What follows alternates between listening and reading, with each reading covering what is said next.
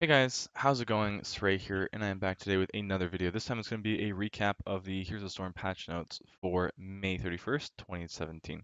So these changes are really all just balance changes. There aren't any new features or maps or heroes or anything. So let's just get started and go over them. First changes we have are to Alarak. So Alarak's level 4 got nerfed, Chaos Reigns, and it basically just does less damage now. Show of Force got buffed, but this talent is still bad. You're still going to go Chaos Reigns at level 4. The nerf isn't too huge. Pure Malice got a buff, so you get more sadism. I already really like this talent in Hero League and Quick Match, so I'd probably just take it more now. And Rite of Shakir got nerfed a little bit. So these are all pretty justified changes here. Cassia got a really big change, so if you're unaware, Charge Strikes at level 1 is extremely powerful, especially when you're sieging. And the reason it's so powerful when you're sieging is because your attacks bounce from structures to all nearby heroes. So if you're attacking a wall, the enemy team can basically just not defend it at all. And although I still think this talent is extremely strong at level 1, and you're probably still going to be taking it anyway, it just kind of reduces the stupidity of how strong that talent is. I would still expect some more nerfs in the future, specifically to the duration or the cooldown. Ragnaros got some changes, and these are all nerfs again. Now these are pretty, I feel, unsubstantiated nerfs. I don't feel like these were needed at all. So again, his Q damage is reduced. Catching fire again has been reduced. And cauterized wounds has once again been reduced. So this used to be 60%. I believe this used to be 2.0. This used to be significantly higher, maybe like 130 or something, maybe even higher than that. So again, more nerfs to Rag, and I still think he's good, but it's just all these nerfs add up, and at some point he's just not going to see any play. Samuro got a nerf. This is really random because if you follow the competitive scene at all, or even any kind of play, he's universally shunned. He's not played at all, and this is it looks like a change. They buffed the duration of Windwalk, but you're never using the full duration of Windwalk, and the cooldown has been increased for 2 seconds duration increase. So this means that you still have the same uptime if you're using the full duration of Windwalk, but that never happens. So it's basically just a 2-second increase in cooldown. I would have liked to see Samuro buffs, but nope, just more nerfs. So I feel like these changes again are completely unjustified. This is more of a quality of life change for Zul'jin here. If he was interrupted when casting, his guillotine just wouldn't go off. Now it will always go off, even if he gets stunned. We got some Probius nerfs. The big changes here are really the damage nerfs, although they're not too big, but these again do add up over the course of the game. So remember that heroes scale, so even though it only looks like 8 damage, it's still going to be a moderate decrease, 4% or whatever, to his overall damage. When you look at Island Overcharge as well, that's a nerf. The big change here really is Turbocharge, movement speed bonus decrease from 20 to 10, I feel like is a pretty big change.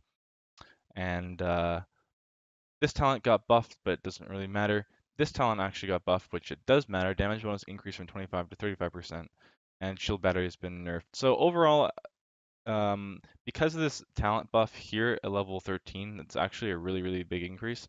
It's going to offset your damage reduction for your other talents. If you actually do make it to level 13, you're standing in your field, you won't notice any changes, except for turbocharge. So overall, I think these changes were okay. It's not really going to affect competitive Probius at all, or high level Probius in too much of a capacity anyway. Not really played that much anyway. It just kind of reduces the annoying effect of playing versus Probius in uncoordinated games where it's really hard to shut down Probius if your team didn't draft something to kill him.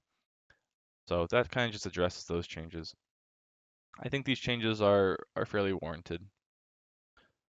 Support Tassadar. Okay, so Tassadar got some more changes. In the past, he was nerfed quite substantially, and obviously, right now he's almost not played at all. So they've increased his basic attack damage. This is actually a pretty noticeable increase. A three increases is a lot. Remember that he attacks multiple times per second. He has talents that drastically increase his attack damage and range as well. So this is a big change. It gives him a lot more damage. The other huge change is obviously these two talents. So lifesteal amount increased from 30 to 45%. So now you're just shielding someone, they gain 45% lifesteal. And if you take Cowl's Embrace, they're going to have 90% lifesteal. So I could really see tasking some viability, and it's not going to be like before when task was just completely broken, overpowered, and a detriment to the game. this actually has some counterplay. So if you destroy the shield, the target doesn't gain any lifesteal. So there's some counterplay. So if you don't want the target of Tassadar to gain lifesteal, you kill the shield. And before you just were killing shields for no reason, other than Tas just gave them to the whole team. But now Tassadar actually has to use his shields selectively. So I think these are some cool changes to Tassadar, and I would like to see him played. I don't want to see a toxic version of Tassadar played, which I don't think we are heading towards with these changes. Here we have some buffs to Tyrande. So Shadowstalk got the cooldown is reduced from 30 to 20, and the mana cost reduced. The mana cost doesn't really matter.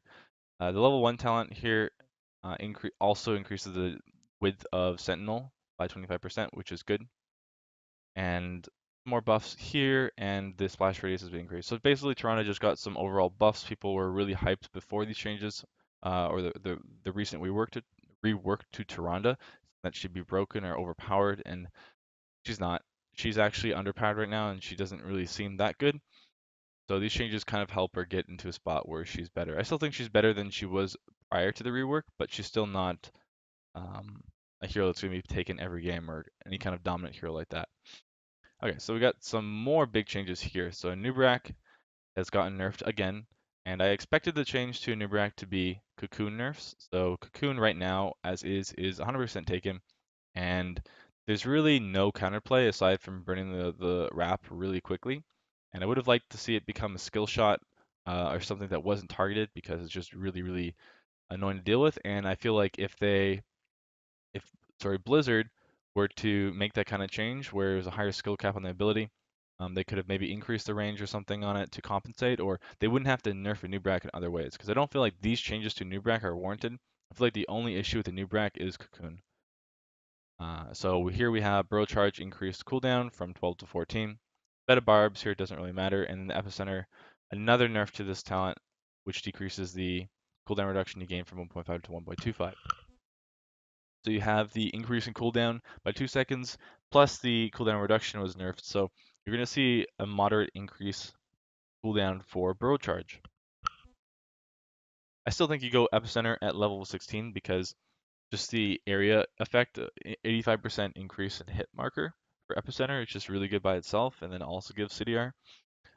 But again, these changes are all adding up to Anub'arak. He's gotten nerfed several times in a row now, and eventually he's just going to stop seeing play. That's kind of what happens.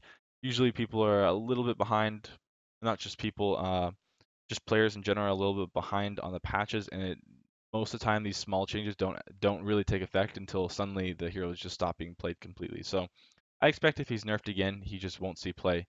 Um, at least if there's any changes to Cocoon, because right now his base kit without Cocoon is getting substantially weaker. I don't really like these changes. Again, I would like to see a change to Cocoon instead of his base kit. Dehaka. So Dehaka last patch got a significant rework, and I did say that I didn't really think it was a nerf. But I think it is obviously a nerf overall to his kit. He is overall weaker, but he's not bad, and he's stronger in different ways. It's just that the way that he is stronger is not as good as the way he was before. So to compensate for that, Blizzard has buffed Taka in numerous ways, and now I think that he's definitely just as good as he was before, in a different way, but still just as good. So they've increased the duration of Dark Swarm. So it still does less damage, but now it has the same duration as it did previously with Primal Aggression level 1. So it still does reduce damage to minions and heroes, and it has a 1 second longer cooldown, but the duration is increased. 0.5 seconds doesn't look like that much, but it does help a little bit. And Brushstalker, uh, Brushstalker has been increased. The movement speed is increased from 1 to 2 seconds. That's double the movement speed duration, and you have 15%. You have 20% from 15%. So his movement speed got a huge buff, and that's fantastic. And then enhanced agility also got the buff duration increase from 3 to 5. I really feel like you don't need enhanced agility now, just for the fact that you have uh, a lot more base movement speed, so you can always be confident in going the tissue regeneration talent at level 1 because he's just so much more mobile. So I mean these are obviously huge buffs to Dehaka. D.Va got some changes. So D.Va is the newest hero in Heroes of the Storm, and she has received some changes. So boosters, the cooldown is reduced from 10 to 9, and the cooldown before being able to cast the ability decreased from 1 to 0.5. So that's just a quality of life change. So here we have a 10% decrease in cooldown, which is nice. Then this level 1 talent here has gotten nerfed, so they reduced the movement speed that you gain by 50%. Moderate nerf, it was taken 100% level 1. Uh, she's still obviously really good with this nerf, and you'll probably still take this talent anyway, but you do have some other options at level 1, and this talent here, Pro Moves, got buffed as well. Level 13, I feel like this is a very weird change, reduce the threshold from Ablative Armor, where Ablative Armor is active from 5% to 4% of D.Va's maximum health. And I feel like this talent was already super, super good, and is what you'd get at level 13 almost every time. But now it's just, you have to get this talent because a lower threshold means that it's active more often, which means it's better. And GG, well played. Damage bonus reduced from 75 to 50%. So I believe this was the primary talent 16, so it's kind of nerfed it a little bit, but D.Va has a lot of good 16 talents, so it's not really too big of a deal. Overall, this is a nerf to a buff to D.Va. A pretty significant buff to D.Va overall, I'd say.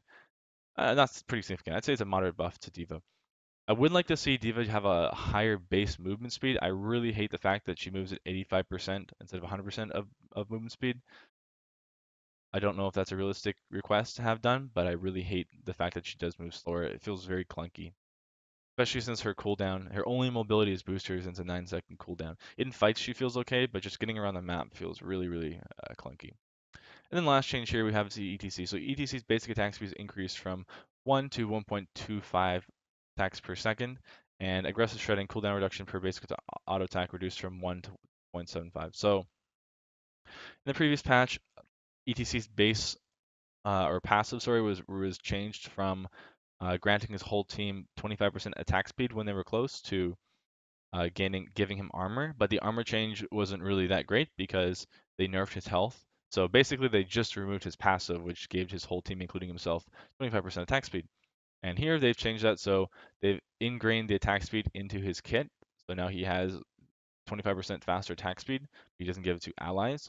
So still a huge nerf overall, considering he doesn't give it to allies. And they've also nerfed aggressive shredding, which he used to have more access to. So he still used to have the 25% increase in attack speed. Now they've reduced this by 25% to kind of compensate for that. So overall, E.T.C. still trash hero, unfortunately. I don't even think he needed any changes before. I think he was in a good spot, but now I unfortunately don't see him being played at all. And then here we have some bug fixes, most notably the potato emoji got fixed. That's pretty much all the changes for this patch, guys. I will talk to you next time.